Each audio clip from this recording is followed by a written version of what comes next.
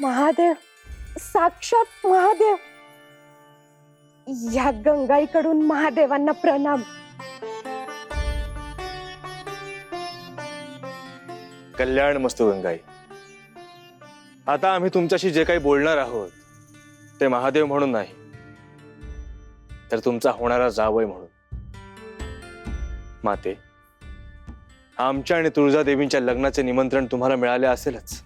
वय, ते बघून लई आनंद झाला बघा. म्हणजे खरं सांगेन, खोटं बोलणार नाही.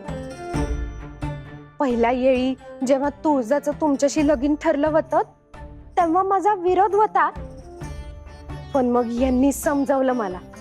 म्हणे तुमचं जन्मोजन्मीची गाठ आहे. मग मी पण धन्य झाले बघा.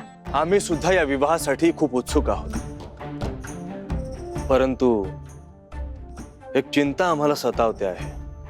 चिंता? कसली चिंता महादेव?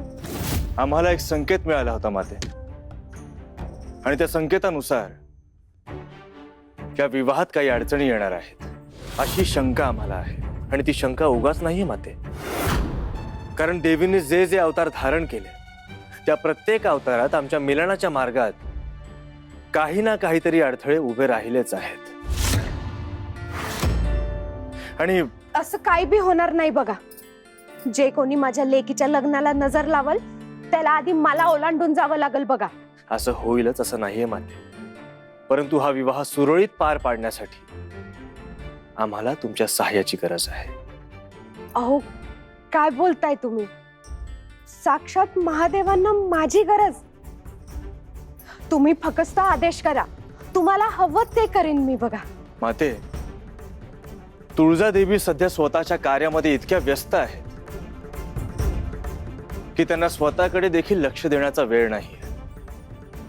या विवाहासाठी त्यांना जरा स्वतःसाठी जगायला, स्वतःची काळजी घ्यायला भाग पाडा. जगाची चिंता ते कायम घेत राहतीलच, पण त्यांची काळजी घेण्यासाठी तुम्ही तिथे जा.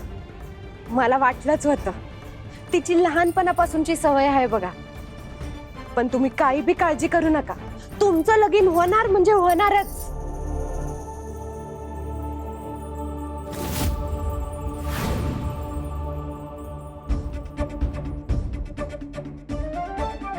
साक्षात महादेवांनी माझ्यावर ही जबाबदारी टाकली होती. त्यांना हे लगीन योग्यरित्या करायची इच्छा किती प्रबळ होती ना, मला माहित आहे. एक वधूची आई म्हणून मी दुखावले गेले आहेच, पण त्यांचा शब्द मी पाळू शकले नाही. या विचारानं आतड पिळवटून गेलंय बघ माझं.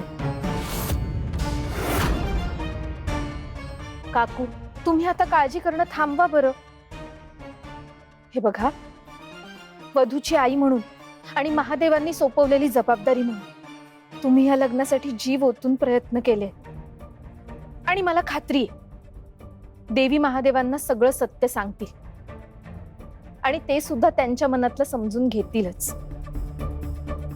तुम्ही आता पाहाच, मला खात्री आहे देवी आणि महादेव आता सोबतच महालात येतील.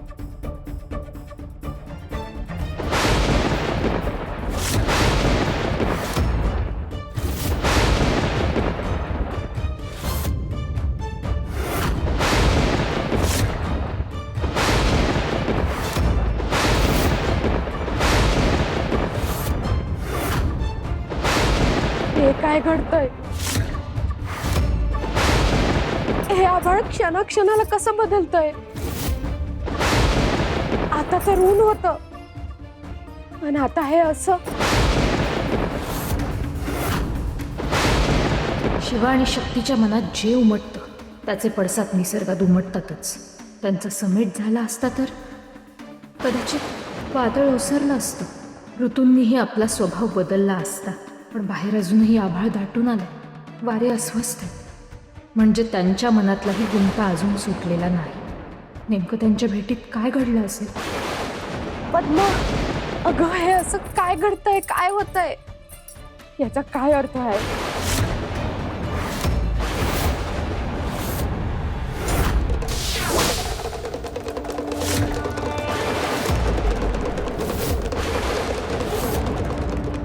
देवीनं जर हेच अभिप्रेत असेल तर त्यांची इच्छा पूर्ण होईल. आजपासून आम्ही आमच्या सर्व अपेक्षा, सर्व आकांक्षा आणि सर्व बंधने त्यागतो.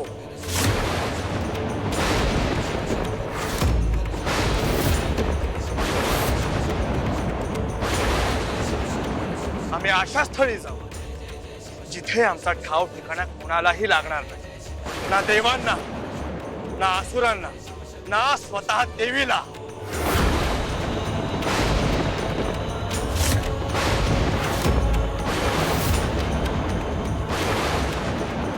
आमचे रूप सर्वसामान्य असेल, आम्ही कोणाचेही आराध्य नसू, ना कोणाचे आधार. एकेकाळी जसे होतो तसेच पुन्हा हो.